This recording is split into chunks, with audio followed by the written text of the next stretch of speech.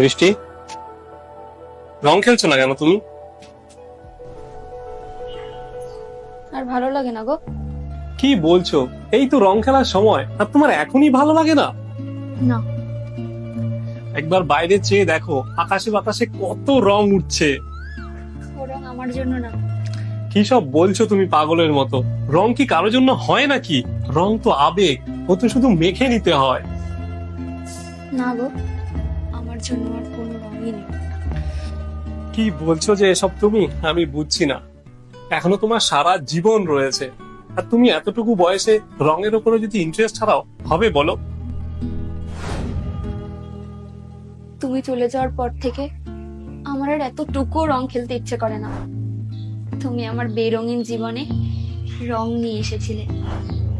তুমি চলে যাওয়ার পর আমার জীবনের সব রং মুছে গেছে। তাই তুমি আমাকে আর এই অনুরোধটা করো না। আমি কিছুতেই রাখতে পারবো না।